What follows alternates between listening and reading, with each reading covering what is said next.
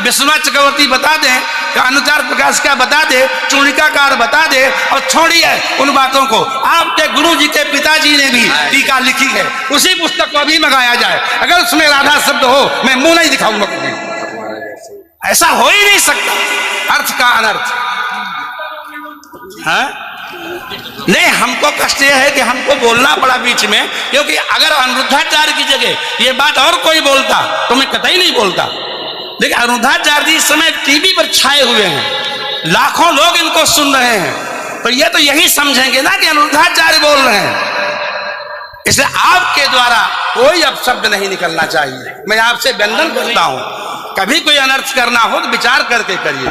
मैं और कोई बात नहीं, सबको क्षमा मांगता हूं। भागवत जी के अष्टम स्कंद के 10वें अध्याय में लोग कहते हैं भागवत जी में राधा का नाम नहीं है, राधा का नाम नहीं है। ये लोग गलत कहते हैं, जो भी कहता है गलत कहते हैं।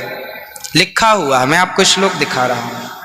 भागवत जी के 8वें स्कंद के 10वें अध्याय में श्लोक नंबर 40 है, लिखा है उद्यतायुध दौरदंडई राधावंतो भटान मृधे। राधावंतो लिखा, स्पष्ट लिखा गुरुजी। ऐसा है, नाश मत करिए।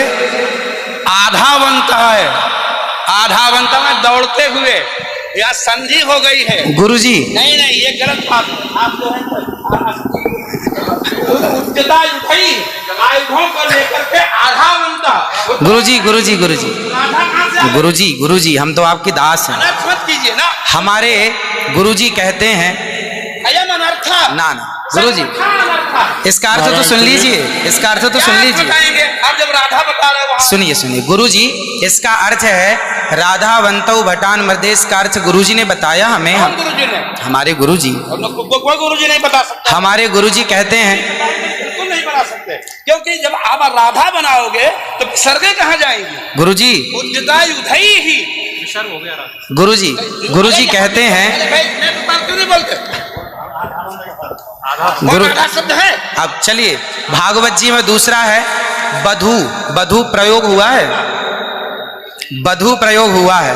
तो बधू का प्रयोग ये है कि वहां श्री राधा रानी का ही स्मरण है।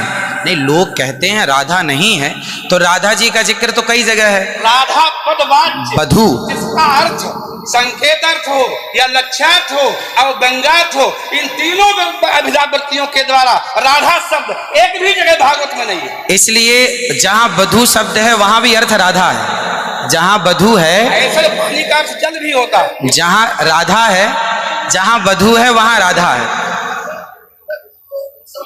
ऐसे थोड़े होता है। जहां आप जैसे लोग देखिए, आप विश्व हमारे गुरुजी ने बताया, ये हमारी क्या ताकत की हम बताएं? शब्द ही अर्थानाम अभिव्यक्ति त्रिभिन्न भवति। महाराज इनकी बात सारा विश्व सुनता है। महाराज श्री हमारी बात 20 आदमी सुनते हैं। महाराज जी सारा विश्व।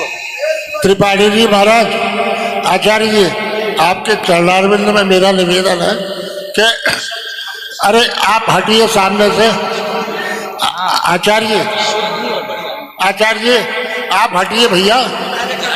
अरे नहीं, लेकिन ऐसा श्रीधर, आप विश्व को सुनाते हैं इसलिए कह रहा हूँ। श्रीधर जी नहीं तो गलत सुना रहे। इन्हें हटाओ। कौन है?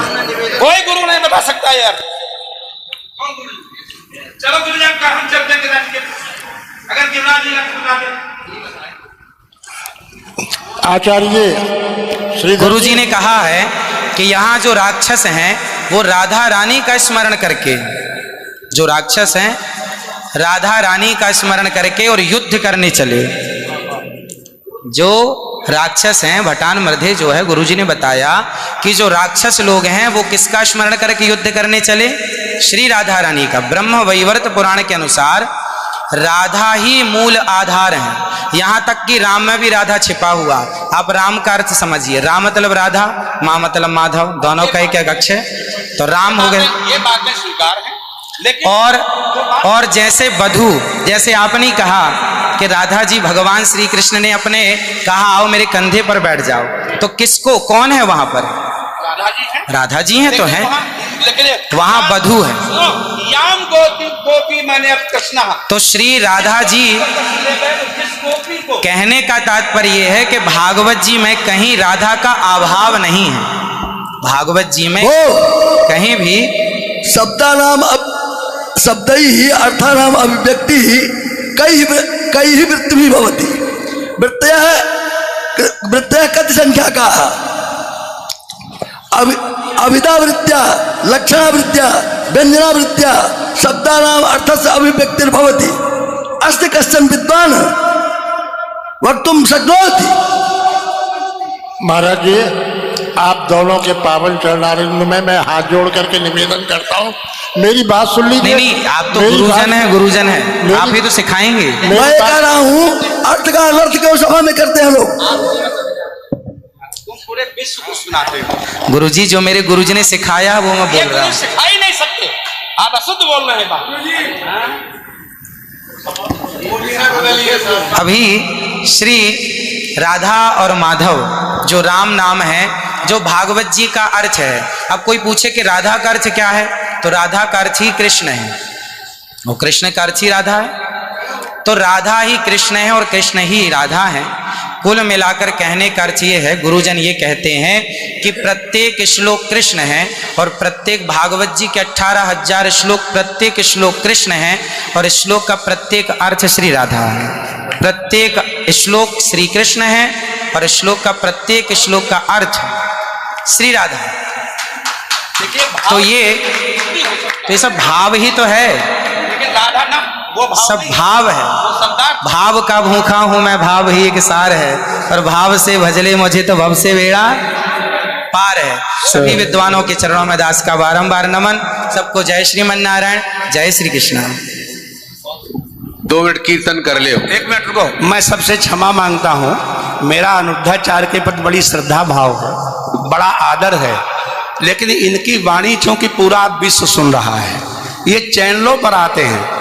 भाव जगत में हम कुछ भी कहें, लेकिन जब हम ये कहते हैं ये शब्द में लिखा है, तो वहां पर शब्द और अर्थ का संयोग, क्योंकि गिरा अर्थ जल शब्द बोध्यो व्यनक्ति अर्था शब्दोप्यर्थांतराश्रय एकत्व व्यंजकत्वे तद अन्य से सहकारिता।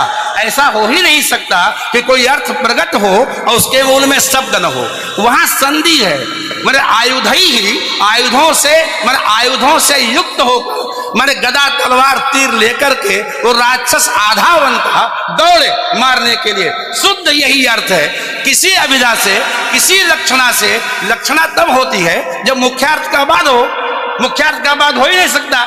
सीधा स्वामी बता दें, विश्वनाथ चक्रवर्ती बता दें, अनुचार प्रकाश का बता दे, चूणिकाकार बता दे, और छोड़िए उन बातों को। आपके गुरु जी के पिताजी ने भी टीका लिखी है, उसी पुस्तक को अभी मंगाया जाए। अगर उसमें राधा शब्द हो, मैं मुंह नहीं दिखाऊंगा कभी। ऐसा हो ही नहीं सकता अर्थ का अनर्थ। हाँ?